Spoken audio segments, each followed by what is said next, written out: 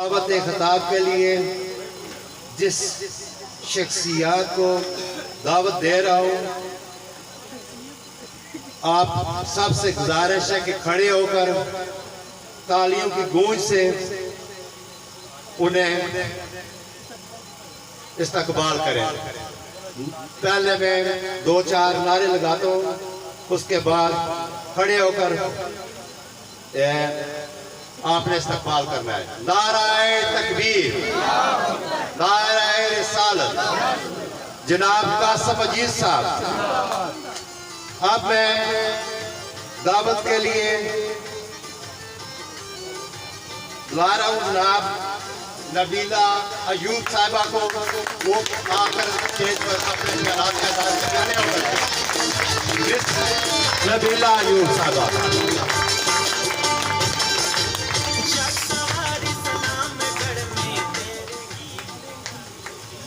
बहुत शुक्रिया। नहमदुहु नसल्ली अला रसूल करीम। अम्मा बाद औज़ु बिल्लाहि मिनश शैतानिर रजीम। बिस्मिल्लाहिर रहमानिर रहीम।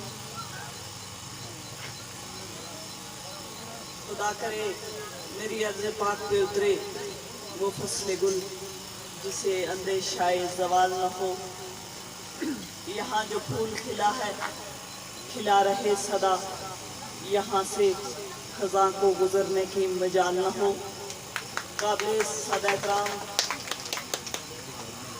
नामजद उम्मीदवार पाकिस्तान पीपल्स पार्टी जनाब कासिम मजीद साहब, जनाब काजी साहब, दीगर पाकिस्तान पीपल्स पार्टी के कायदीन, पंडाल में बैठे हुए पाकिस्तान पीपल्स पार्टी के कारकुनान व कायदीन, मुअज़्ज़ज़ साफ़ी हज़रात और मेरे भाइयों, मैं स्टेज सेक्रेटरी ने कहा कि खड़े होकर इस्तकबाल करें। मैं तो इस महफिल की आज की इस तकरीब की मेज़बान हूँ, क्योंकि ये इस तकरीब का इनेकाद करने वाले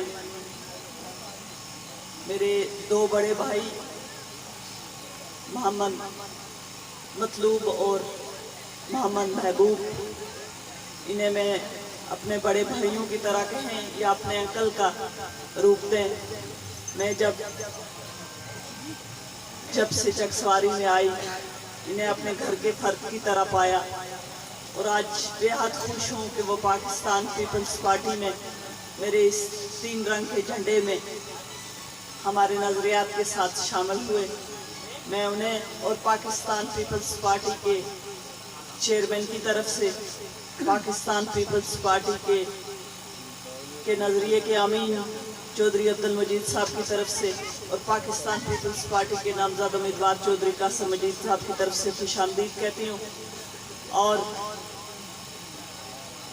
हम सब उनको ये यकीन दिलाते हैं कि पाकिस्तान पीपल्स पार्टी अपने कारकुनों के,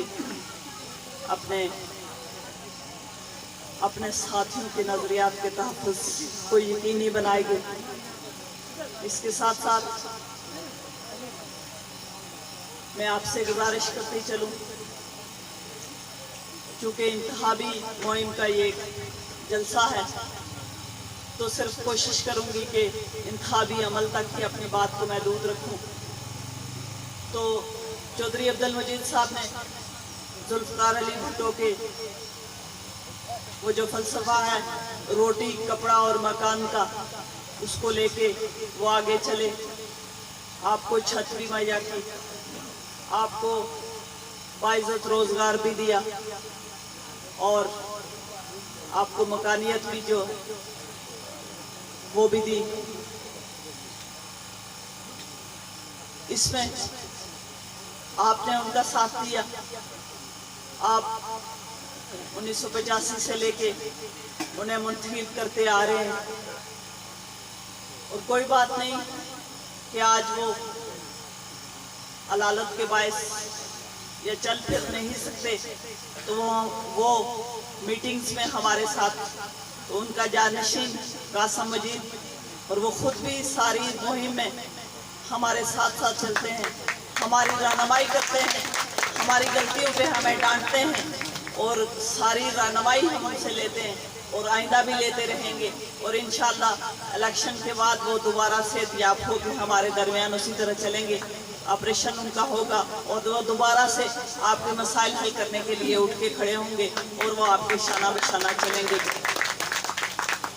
उन्होंने आपके कॉलेजेस का मसला हो, आपके स्कूल का मसला हो, आपके पानी का मसला हो, आपकी सड़कों का मसला हो, आपका कोई दीगर नालियों का मसला हो, आपकी गलियों का मसला हो, हर एक मसला जो है वो बखूबी हल किया और आइंदा भी हल करते रहेंगे।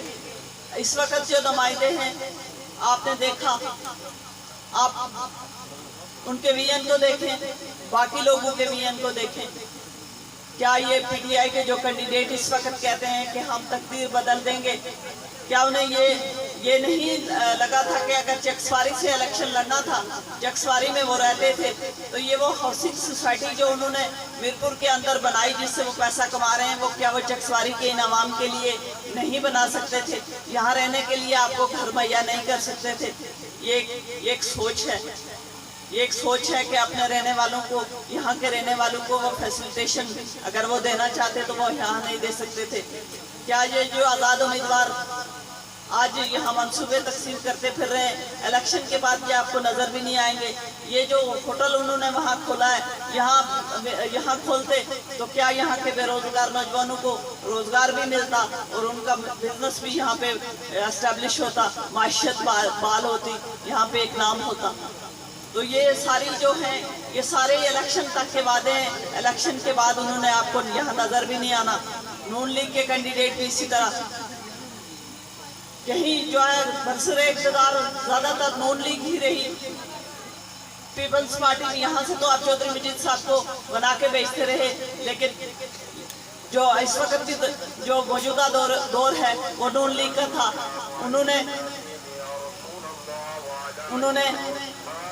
जो है वो तामीर और तरक्की उस तरह से नहीं होने दी।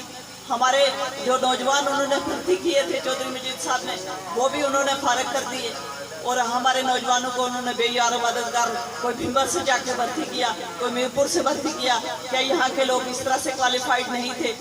तो ऐसे में आप सब से यही गुजारिश है,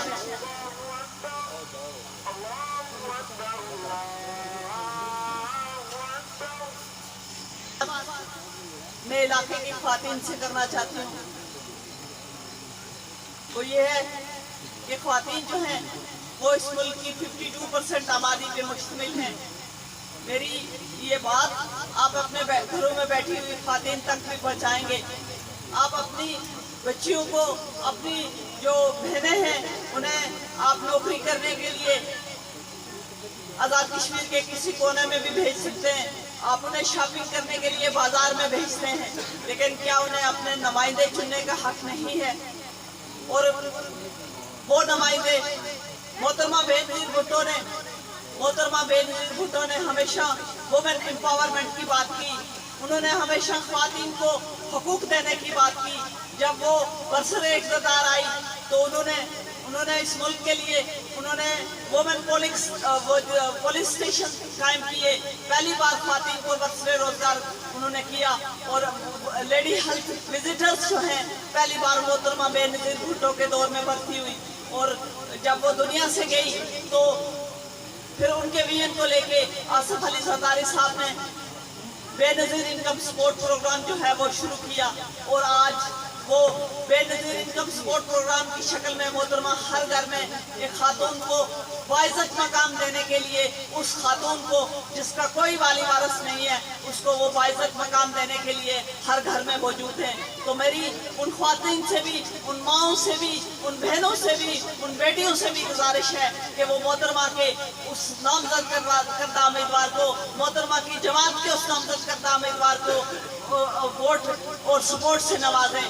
और ये तो लोकल सतह की बातें हुई, अब इंटरनेशनल में भी देखें कि वो जुल्फ़िकार अली भुट्टो ने अपनी पार्टी की जमात जो है, अपनी पार्टी की बुनियाद मसला कश्मीर पे रखी थी। उन्होंने इस मुल्क की सलामती के लिए, ज़्यादा लंबी बात नहीं करूँगी, इस मुल्क की सलामती के लिए जो है वो एटम बम बनाया था। मोहतरमा बेनज़ीर भुट्टो ने इस मुल्क की सलामती के लिए मिसाइल टेक्नोलॉजी बनाई थी। उन्होंने हुर्रियत पसंदों के लिए ये कहा था कि जहां एक जो है वो किसी हुर्रियत पसंद का पसीना गिरेगा वहाँ हमारा खून गिरेगा।